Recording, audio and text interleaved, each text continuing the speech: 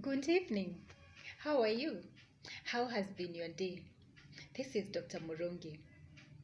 This channel is about human behavior and health practices that we can use to improve the quality of our lives.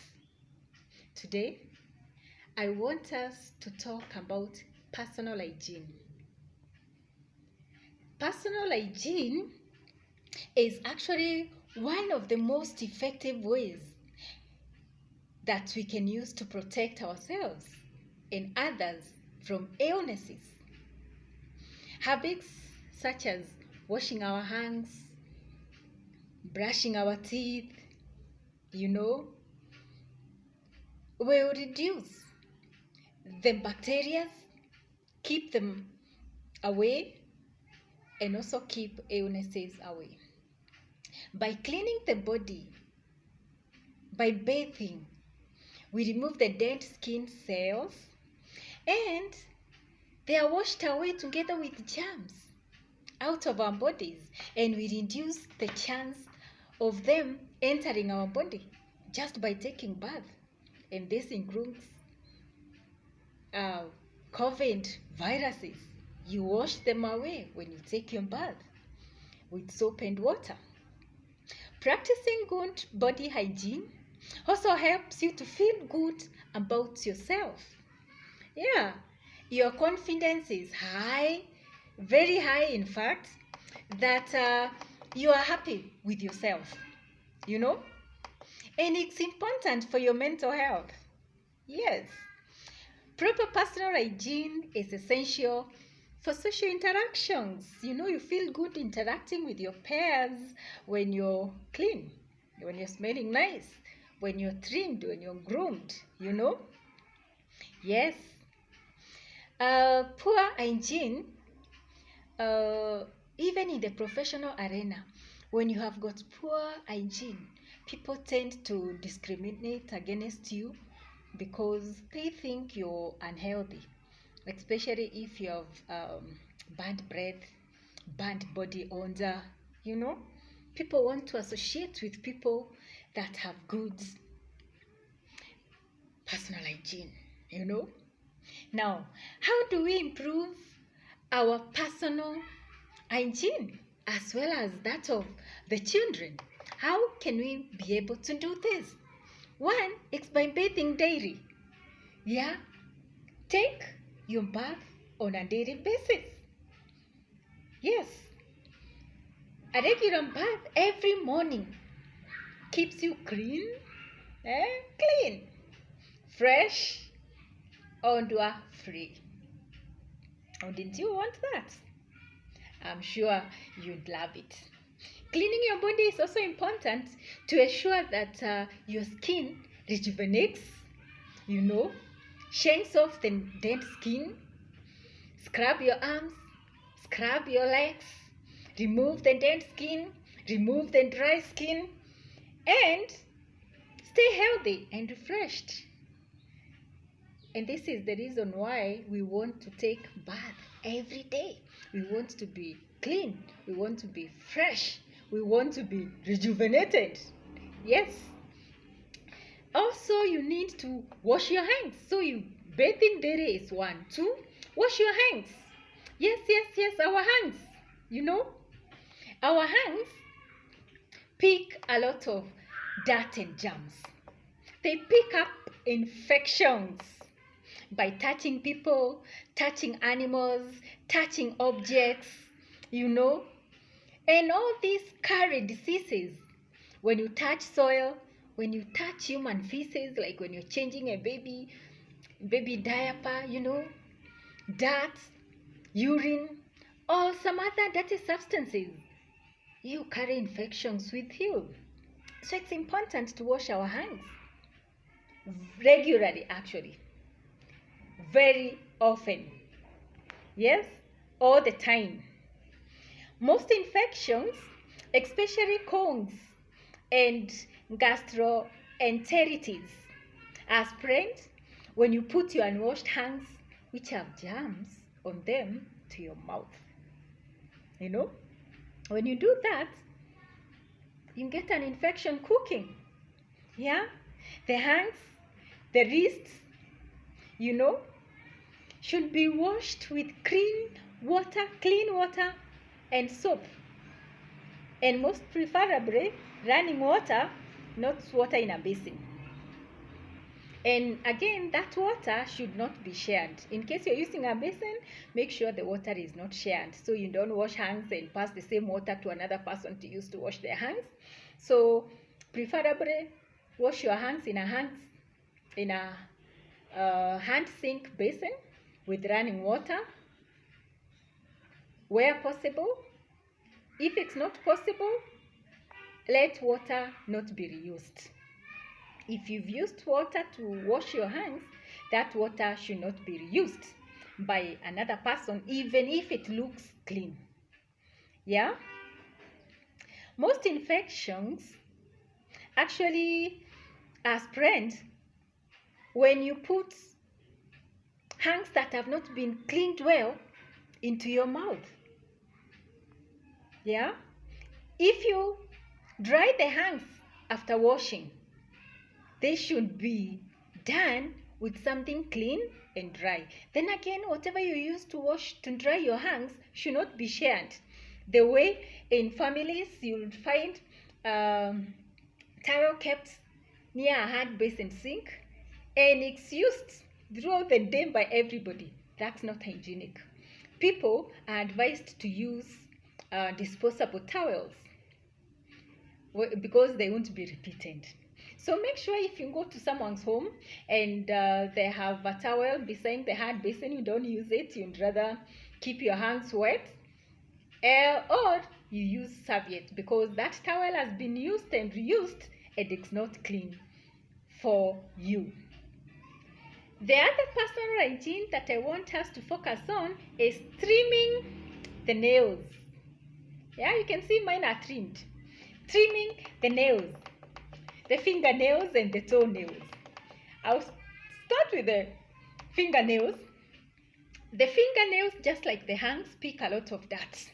So you need to keep them trim and short. Yeah? The nails should be cut short to prevent them from harboring all these viruses, diseases, dirt underneath. I don't know if you can see underneath here. You cut them to make sure they're not harboring any dirt. The dirt can make the child sick if they scratch themselves or pick food and eat with those hands with dirty nails. If possible, trim them weekly and brush them daily with soap to remove whatever dirt that has accumulated underneath the nails. And make sure all the residue remains beneath the nail are removed every time you clean the nails. And you do that by brushing with a small brush. The best time to cut your nails is after bathing. When do you cut your nails? After supper? Watching news? The best time to cut them, if you do not know, is after your bath. They are soft and they cut well at that particular time. Now, it's also a good idea to moisturize the nails and cuticles regularly, so that you don't have those skins that are pulling, and sometimes they can bleed. I don't have them, but if you have them, you moisturize your fingernails and you're going to go. And also your cuticles, and you remove them as often as possible. And after bath, they are soft, so they come out very fast. You would love removing them after bath than any other time when you feel like, taking care of your nails when they are hard, Then I also want to tell you to practice good oral hygiene. Practice good oral hygiene. The mouth is the area of the body prone to collecting harmful bacteria and generating infections, Food remains can stick to the gums of teeth and start rotting, causing infections, Have you ever heard of a dental carie? Have you have holes in your teeth? Oh, I have some. I wish I could show you, you see. Very painful. So to avoid that, brush your teeth and floss them regularly. Food remains, we've said, they start rotting. Like when you eat meat and you don't brush your teeth, you don't floss, that meat that is left in the gums rocks and your mouth starts to smell and stink and your breath is not inviting. Yeah, that's what happens, To minimize accumulation of bacteria in the mouth, both adults and children should brush their teeth at least twice a day, and if you can, 3 times after every meal. That is it. It will also help to prevent bad breath. Children who use toothpaste should be advised not to swallow. These chemicals in the toothpaste can cause mottling of teeth, and it can also cause dental fluorosis. And again, that's another problem.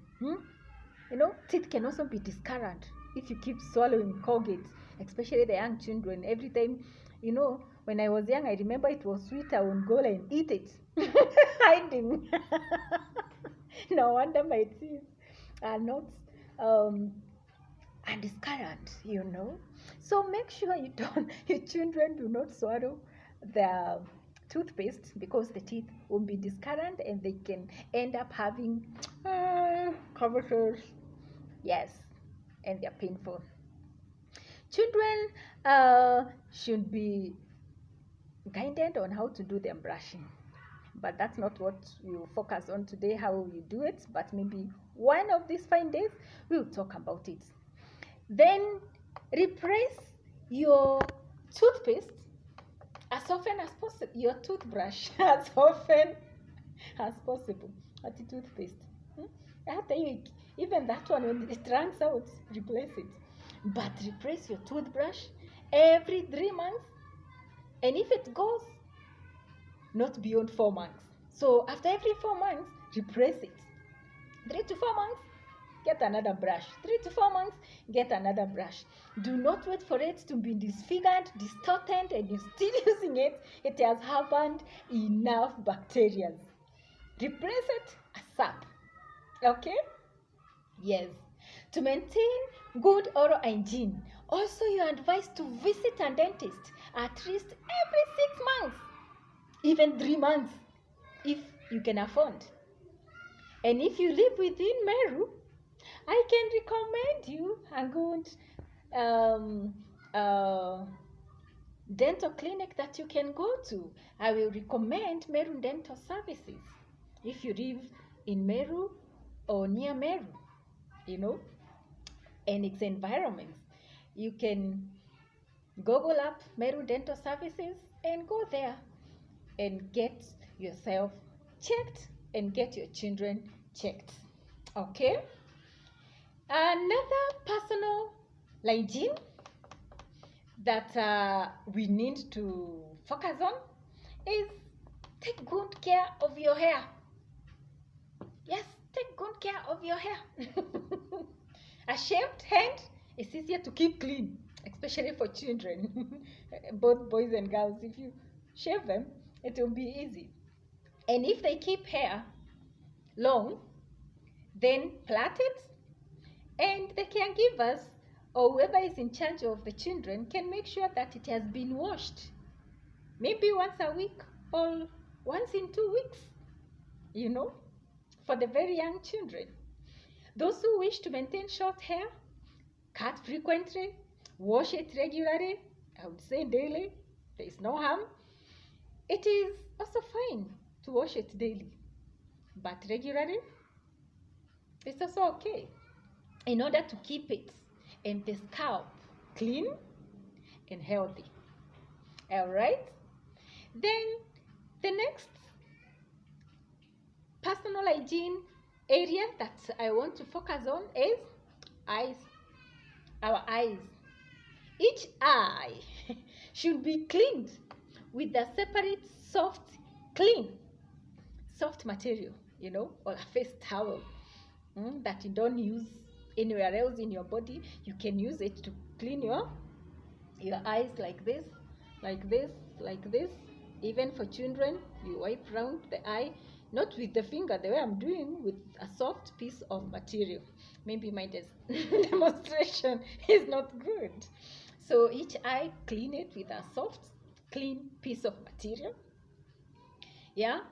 And also be aware that dust or sometimes flying insects can enter the child's eye and can cause infection in those eyes.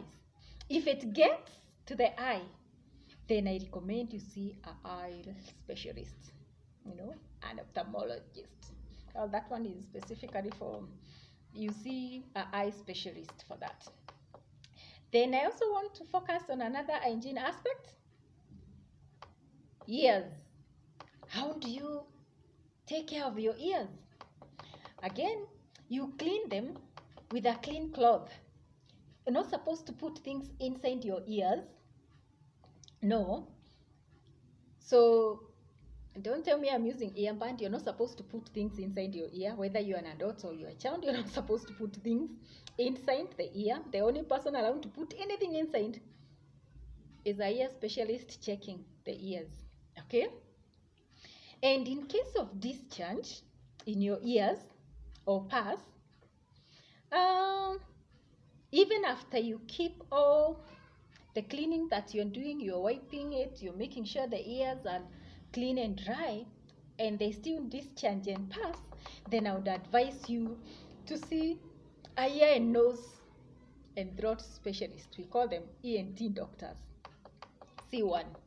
Then our feet is another area that I want to focus on hygiene. The feet, wash the feet well. They pick a lot of dirt, The feet will pick a lot of dirt. And when they pick a lot of dirt, this dirt, the germs, can go under the skin and it can cause diseases. To prevent, clean the feet with soap and clean water. Also, clean between the toes and dry. Make sure the toenails are also cut and trimmed just like the fingernails, okay? Wear clean clothes. That's something else. Oh, before I go to that other aspect of hygiene, you need to ensure that children wear shoes and also adults wear shoes, because when you wear shoes, you protect yourself from getting hookworm, from getting jiggers, and also from getting wounds that are caused as a result of injuries. Things piercing you, thorns, sharp objects. You take care of that by wearing shoes. And when it's cold, wear socks and then wear shoes. That's advisable. The other aspect of hygiene I want to focus on is clothes. Manguo. Clothes that we wear. Wear fresh set of clothes as often as possible. Dirty clothes are a source of contamination and cause very serious skin disorders. If worn over and over without washing them. Try wearing a clean pair of socks every day. For men, have taught university students, and the men will keep recycling those socks until you have to tell them in class, we need you people to go and clean your socks. And the next time you come here, we don't want to smell dirty socks in class. So, and dirty socks are a source of contamination, and it can also cause a lot of skin disorders if worn over and over without washing them. Yeah. Sometimes even children in boarding schools, they are told to wash their socks and they recycle them and recycle them, and this might give them arthritis, bacterial infections in between the toes because of recycling and recycling and recycling. So where possible, matrons should actually ensure that children's socks are cleaned. Then hygiene is assured. But when you make them do it themselves, chances are they'll be wearing dirty socks over and over. Wash and wear a clean pair of socks every day. Yes. Wash clothing and linens on a regular basis. And remember, the longer they stay dirty, you know, the ones you removed, like these ones now, when I remove them, and the ones you're wearing, when you remove them, don't keep them longer in the laundry baskets. Clean them, maybe on a daily basis, or after 2 days or 3 days if you're working and you've no help. But if you have help around you, wash them daily. That means regularly. And if you can wash even twice in a day or 3 times in a day, then do it. Keep emptying the laundry basket as soon as you can. You know, if you have a washing machine, good for you. Do it as often as possible and empty the laundry baskets. So if you keep them longer, the smellier they will smell, the smellier they will be. Thank you for watching. That is what I wanted us to look at today. And remember, good hygiene habits are easy to begin and are easy to maintain. And they are the most effective ways to protect yourself and others from the many, many illnesses, including COVID-19 and other viral and bacterial infection. Thank you for watching and have a wonderful evening. Bye.